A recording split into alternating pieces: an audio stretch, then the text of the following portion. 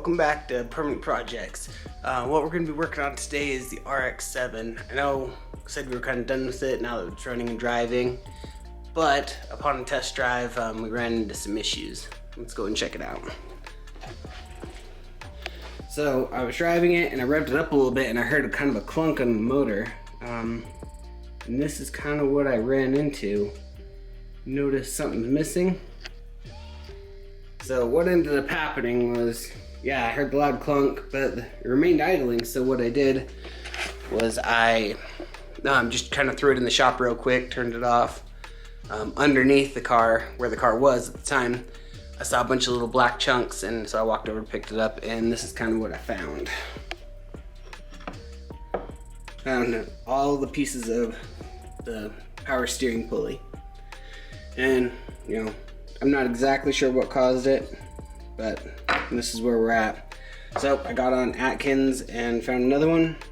Turns out these things aren't super cheap, so it's kind of a bummer to have to replace, but it is what it is. We're gonna go ahead and replace it, and hopefully we'll get it back going again.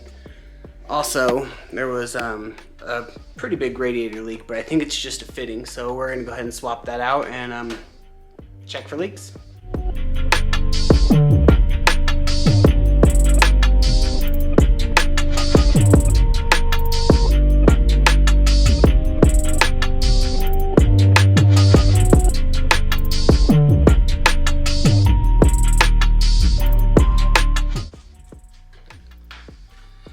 So now I'm going to put some distilled water in the coolant lines. I'm going to actually fill it up and see if it leaks anywhere.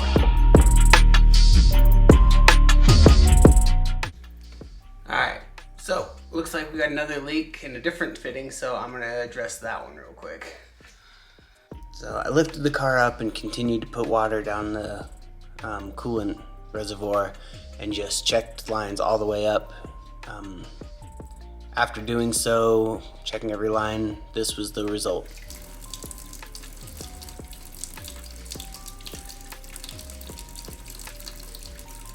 Well, bittersweet situation where we got the pulley, power steering, everything's kind of hooked back up, got the power steering pulley put back on, but we are still running into issues. Now it looks like the water pump's leaking.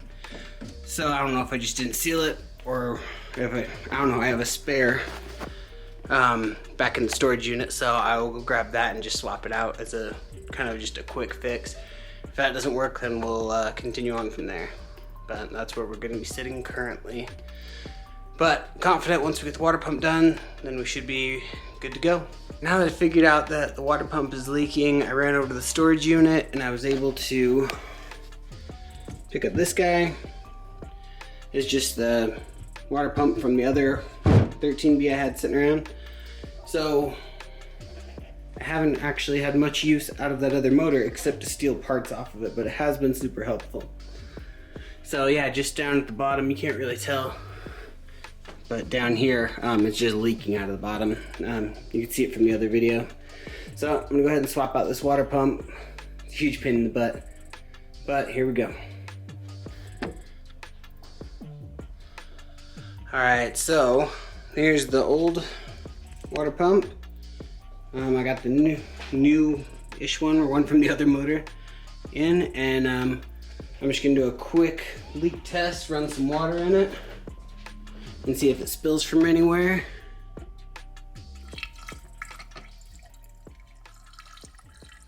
It looks like it's coming out of the spout, but it doesn't appear to be dripping from anywhere else. So, with any luck, I'm gonna button everything else back up on it and fill it up and give her a go. All right, after getting everything kind of taken care of, take a look, see where we're at. Got it all put back together. Look, the belts are on, new pulley's on. I actually even found some stuff that was kind of loose or disconnected, so that was actually a pretty good thing that we found it. So what we're gonna do now is let's check for leaks.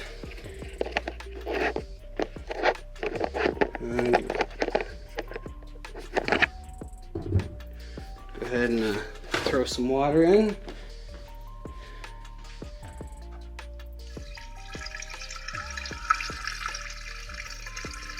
Okay, look, there's a little bit of water just coming out of the spout right there.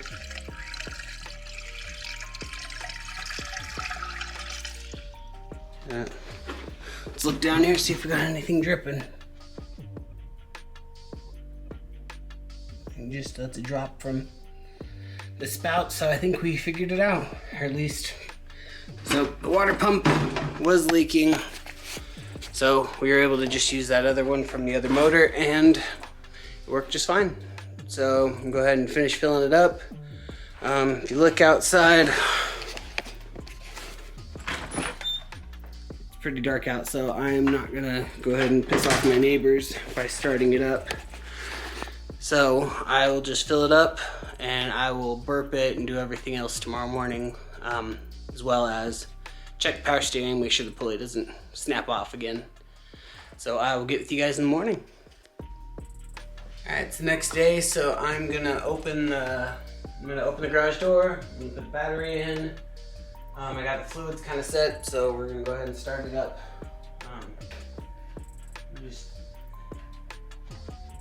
I'm gonna open the lid to the power steering.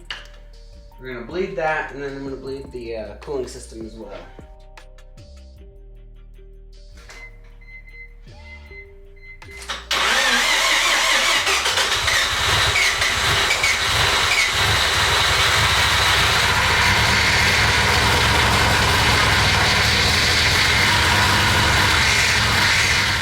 Bleed the power steering pump, what you do is you fill up the power steering fluid to the max of the reservoir, turn the car on, and then you're going to turn the wheel to lock on both ends.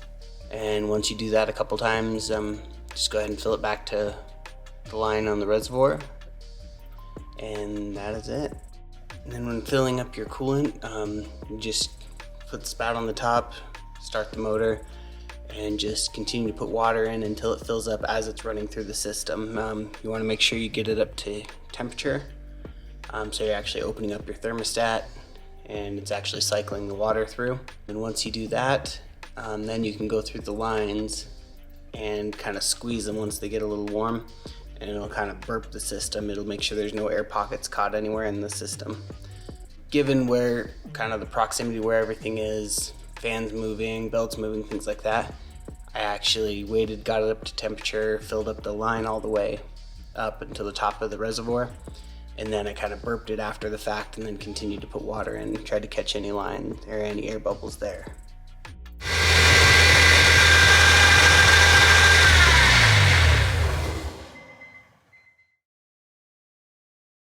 Here we are, the RX-7, I took it out after that, and there's no obvious problems at this point.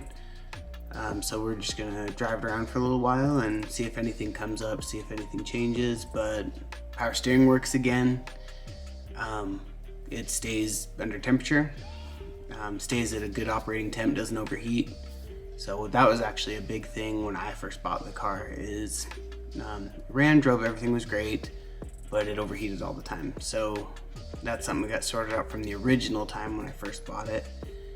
So yeah, just gonna take it out, enjoy it for a little while, and move on to the S13. I know I keep saying it, but weather's starting to get nice, drift events are starting to happen again, so we're gonna get ready and get started. So as far as the drift car goes, I got a lot of things coming up, and I'm looking for a color for the car. So if you guys can think of anything better than me, good color choice, good color options, maybe even a livery, we'll see.